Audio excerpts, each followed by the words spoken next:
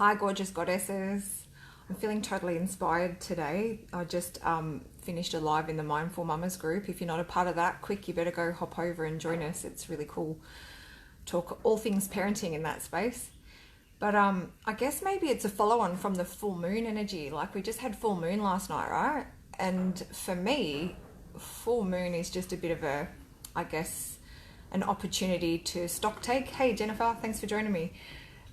Bit of a stock take and a check-in, and you know, where am I at with things and where to from here, and often manifesting kind of life direction. Hi Mia, that's my beautiful niece, everybody. Thanks for joining me. So I felt inspired to share a little bit about myself. Often when I hop on the lives for theme of the month, we stick very much to topic. We do share ourselves, but I want to open up a little bit more today and just talk about how I have designed my life in the last few years, and some of the tools and the strategies that I use to go about doing that. I guess because this month's theme, we talked about countdown to 2020. You know, we've got the last 3 months of 2019, and then we're moving into a brand new decade, right? 2020, the age of Aquarius. And so really having an opportunity to reflect and go within and think about where you would like your life to be going, or you know, what are you ready to invite in, what kind of experiences are you wanting to have. So this, for me, this is the stuff I live by and I love and I thrive on, because I call myself a powerful creator, and each and every one of us are powerful creators, and you have the ability to design your life the way that you want it to be. And yes, love that full moon energy, Mia. So if I have to rewind a few years and think about the person that I was then, and if somebody had said to me in those moments, oh, you're going to be, jumping on Facebook Lives and trying to inspire and encourage and support others, you're going to be a business owner and a single mom and all these things, I would have laughed at them and gone, yeah, right, as if, right? But that's what I'm doing, and it's a bit of a shock to me at times, and I sit there gobsmacked going, how did I get here? But I also know that I put little requests out into the universe a while ago, and even though I don't continually check in with them all the time, like maybe that once a month around full moon time, things kind of naturally unfold and get their own momentum too. So I want to show you something. Like yonks ago, I started this self-discovery journal, and somebody inspired me to do it, and I often inspire others to do it too because it's really cool. But in that, I just was always putting in things that I liked or saw or read or picked up that resonated with me. And this page in particular is a lot of quotes, like affirmations and mantras that I'd found in one of Louise Hay's books. And they're actually glued in the book and cut out in these shapes because I had them on my bedroom wall when I lived right on the beach a while ago, like I'm talking 4 or 5 years ago. But I'd see them every day when I'd walk in my room. So like, it is safe to look within. I cross bridges with joy and ease. I am deeply fulfilled by all that I do. I see my patterns and I choose to make change. I'm healthy, whole, and complete. I listen with love to my body's messages, And so I had all these up on my wall and I'd see them all the time. Hey, Cindy, happy birthday for yesterday, gorgeous. I just wanted to show you, like, it's what you surround yourself with too, and how you choose to encourage and inspire and support yourself. I'd also love to make collages, about my healthy lifestyle. And at that point, I was probably neglecting myself way more than I am right now and not making time for self-care and other things. But I was encouraged to bring that in and invite more of that into my life, Fresh starts, so to say. Bounce is back. I feel beautiful. So even just starting with something like that, get a bit creative, get a visual arts diary and start just putting bits and pieces in it that you like and that are meaningful to you. And we're all different in the way we go about, I guess, connecting and having a relationship with ourselves. So you need to find what works for you and what resonates for you. And for me, it is journaling and being creative and doing artworks and things. So even like their writing diaries, like I'm continually writing all the time. And one that I wrote, I'll read it to you, one that I wrote a few years ago when I was in my wishful thinking, trying to change my life mode. Hey, Michelle, thanks for joining me.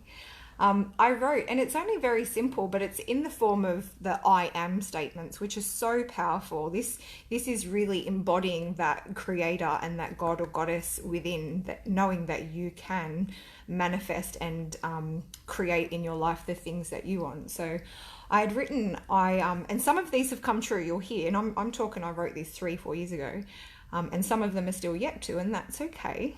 But I wrote, I am a present and emotionally available mother and partner. I am respected and successful business owner. I'm the author of a top-selling book about life and evolving, yet to come. Keep watching. I am a creative facilitator of interesting groups, workshops, and retreats, which I'm doing right now. I'm consistently and continually growing, learning, evolving, and setting an amazing example for others. And I hope that you feel that and see that, because I often get great feedback that I am doing that, and I hope to. I'm connected with my internal world, and this forms the basis to connect with others externally. I am a powerful creator, and I diligently create and manifest the life of my dreams by following my heart. So even just writing to yourself in ways that are encouraging to you, and reading it often, like I'll go back and read it like I have just done to you today. Reading it often reminds us, and it keeps us, I guess, on our paths or on our track to loving ourselves more and providing for ourselves in the ways that are nourishing and nurturing to us, yeah? And so what I tend to do too at the start of each new year, and this is something you can be thinking about in the lead up to 2020, is I always go out and buy a brand new one, a brand new journal, and I've got too many of these, but that's okay. That's what I like, so it's cool.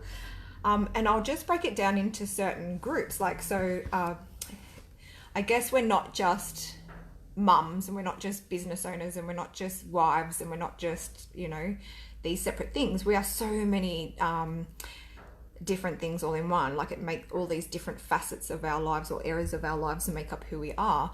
So I often have a good snapshot or a reflection on the different areas. So like, one would be my personal goals for the year. What do I want just for me?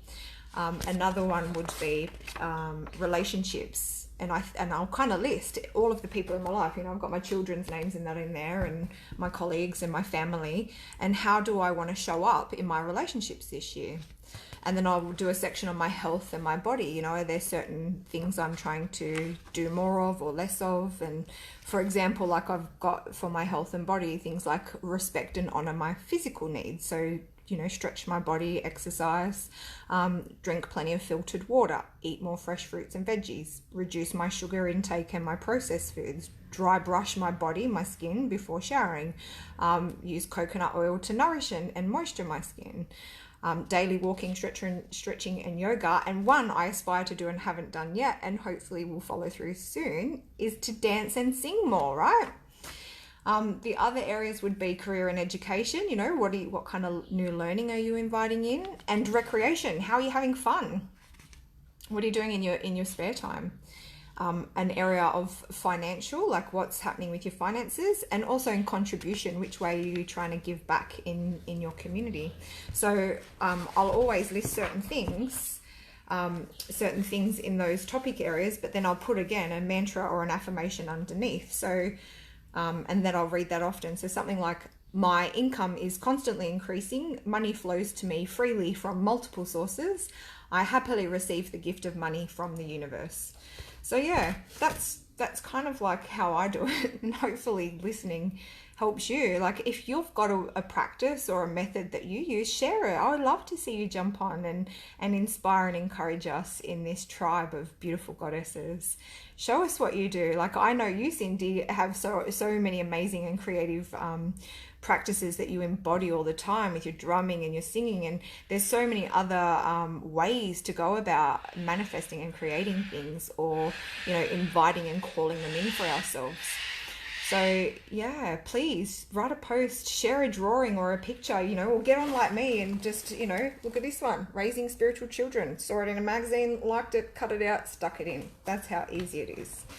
And if you're doing that, like, you're gathering and collecting and I guess surrounding yourself with all of this inspiration, sooner or later you watch it unfold. Like magic happens, believe it, because it fully does. You know, when you choose to accept and invite in your gifts and the blessings that you are calling in for yourself, just, you know, we do have to take action, but stand back and wow, be prepared to be amazed. All right, cool. Can't wait to see what you share.